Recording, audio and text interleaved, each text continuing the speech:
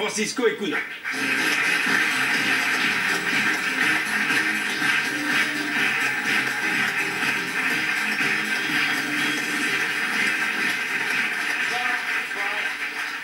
Bonsoir, merci pour cet accueil. Alors bonsoir déjà, je m'appelle Francisco, comme vous l'a dit Michel.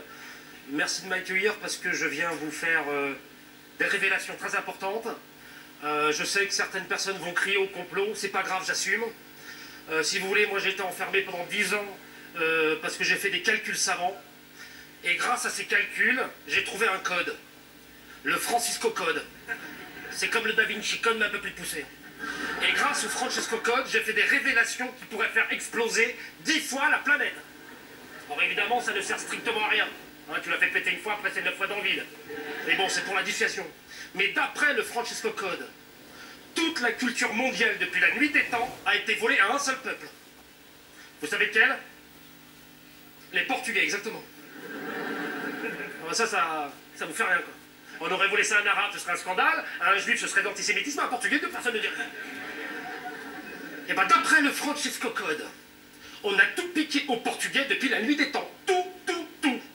La littérature, la musique, même la bouffe.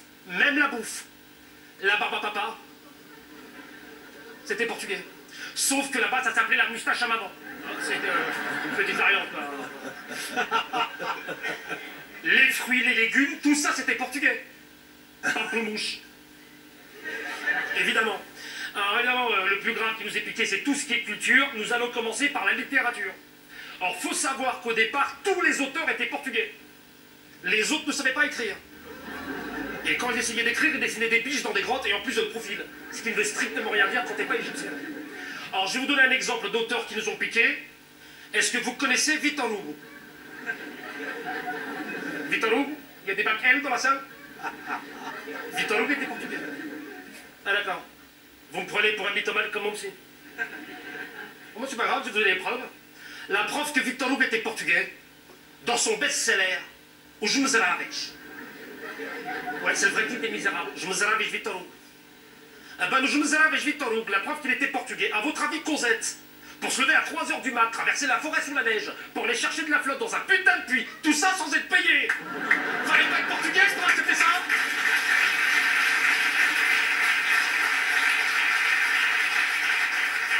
Toujours Os Miseráveis Victor Hugo. Vous croyez vraiment que son super-héros s'appelait Jean Valjean? Nous. Son vrai nom, c'était José Valjosé. Un autre auteur qui les ont piqués. Comment il s'appelait déjà Alexandre Dumas. Vous connaissez? Alors, pour ceux qui ne sont pas polyglottes, Alexandre Dumas, hein, de son vrai nom, Alexandre Dumas. C'est pas par hasard qu'il a nommé ses 3 super-héros Aramis, Athos et Porthos. C'est un petit message subliminal pour le Francesco Code. Alors, c'est pas tout. Ils nous ont aussi piqué tout ce qui est musique. Hein, faut savoir qu'au départ, toute la musique était portugaise. Hein, d'ailleurs, au départ, les Portugais chantaient, les autres hurlaient. C'est comme ça qu'on a su que Céline Dion n'avait pas d'origine portugaise. Alors, je vais vous donner un exemple de tubes qui les ont piqués. Je suis sûr que vous connaissez le plagiat, la copie. Moi, je vais vous faire la version originale. Régalez-vous. Vous allez reconnaître. Hein. C'est parti. Est-ce que ça vous dit quelque chose, ça? Não quero viver, não quero chorar. Eu só te quero a ti também, Lisboa, Lisboa.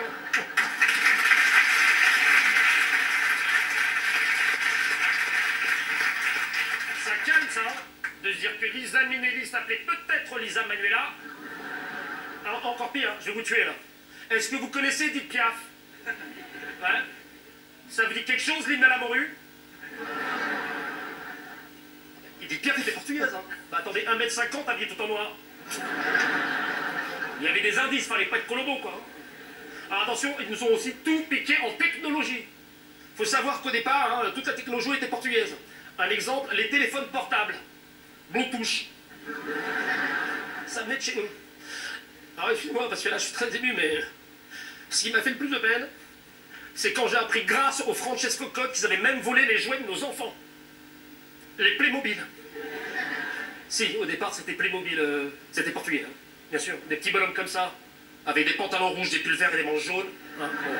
Si c'est pas la mode portugaise. Si, les Playmobil. Les Playmobil, les petits bonhommes avec des mains comme ça. Pile pour les brouettes. C'est le... Ah, un Playmobil, ça te monte un mur en 30 secondes. Hein. Oh, moi, là où il m'a enfermé, mon psy, si vous voulez, c'est quand j'ai osé lui dire la vérité. C'est là qu'il m'a enfermé, mon psy, en fait. C'est quand j'ai osé lui dire que grâce au Francesco Code, aujourd'hui, je connais le nom du Portugais le plus célèbre. C'est là qu'il m'a enfermé.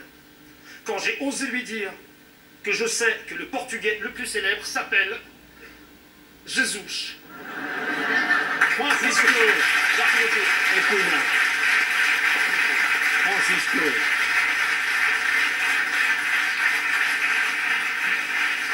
Bonjour Francisco. Du 28 au 22 mars, au point virgule, dans le Marais et en tournée. Alors c'est vrai que dans votre spectacle, il y a ce sketch-là, il y a qu'un sketch portugais, voilà, pour ne pas oublier d'où vous venez peut-être. Exactement, pour parler de mes origines. Papa, maman, ils sont arrivés en France quand? Dans les années 67 ou 68, 68 je crois. Qu'est-ce qu'il faisait papa? Alors mon père était président, non il était maçon comme tout le monde. Et maman, cuisinière. Et Cuisine, j'en étais sûr. Alors c'est vrai Tony qu'il y a tous les clichés autour des Portugais. Mais vous ne manquez pas d'humour sur vous-même, comme les Belges d'ailleurs. Parce que... Ah oui, absolument. Moi je trouve ça très très drôle quand on arrive à rire de soi-même. Évidemment. Alors Francisco Code, ça c'est un spectacle produit par Christelle Moscato. C'est l'épouse du grand Vincent? Exactement. Ah bah vous les saluerez de ma part. Qu'est-ce que vous avez fait avant? Alors j'ai été dessinateur industriel il y a très longtemps. Après j'ai fait de la musique. Et après, j'ai fait du théâtre. Il y a 12 ans, je me suis inscrit dans un cours de théâtre classique. Le cours Marivaux. Voilà, c'était le cours de Frédéric Jacot. Et j'ai joué du Marivaux, du Racine, après du Guitry, du film. Et maintenant le one man. Et voilà, j'ai eu l'opportunité. Il y a un ami directeur de théâtre d'un petit café théâtre qui m'avait donné l'opportunité de faire un one man là-bas. Et j'avais testé ça il y a 5 ans. Alors d'après le Francisco Code, donc Victor Hugo n'a pas été portugais. Oui, il y a d'autres preuves. Hein. Par exemple, le deuxième best-seller Notre-Dame de Paris. Si on fait des recherches, en fait, ça s'appelait Notre-Dame de Porto au départ. J'en doutais. Et la preuve, c'est qu'en fait, des Esmeralda en France, on n'en trouve pas beaucoup autour de nous. Alors qu'au Portugal, il y en a plein. Et là, c'est vrai qu'on ne peut pas parler du Portugal, on l'a vu tout à l'heure, sans parler du fado. Ah, le fado, c'est le chant traditionnel portugais, c'est très triste, comme vous l'avez vu, très nostalgique. Ouais, ouais. On écoute un morceau, on pleure, on écoute deux, on se pend, hein, généralement. D'ailleurs, au Portugal, le fado, c'est une arme de destruction massive. Vous savez, quand ils font la guerre, ils envoient des CD de fado par la poste aux ennemis, et quand ils arrivent, les mecs sont déjà pendus. Et c'est pour ça qu'au Portugal, il n'y a pas d'armée, il n'y a qu'un facteur, en fait. Francisco et Cunha, point virgule. Merci.